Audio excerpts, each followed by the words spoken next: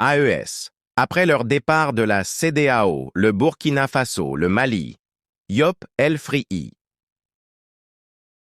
Mathilde. Les pays membres de l'Alliance des États du Sahel, AES, à savoir le Burkina Faso, le Mali et le Niger, ont décidé de renforcer leur coopération sécuritaire au sein de l'organisation. À cet effet, une rencontre stratégique a eu lieu à Ouagadougou, la capitale burkinabé. Cette rencontre, qui s'est tenue du mardi 8 au vendredi 11 avril 2025, a réuni des experts militaires du Burkina Faso, du Mali et du Niger.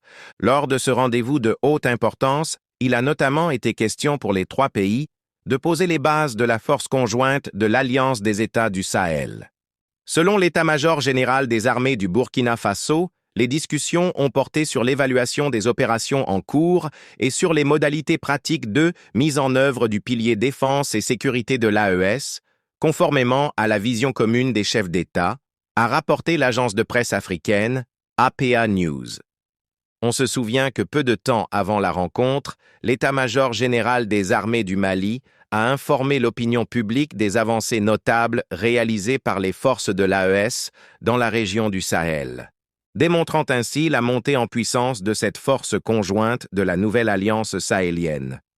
Lors de la création de cette force militaire conjointe de l'AES, les autorités avaient souligné qu'elle disposerait de ses propres moyens. Le ministre nigérien de la Défense, le général Salifou Modi, avait souligné à l'occasion d'un entretien, cette force unifiée disposerait notamment de moyens aériens, terrestres et de renseignement.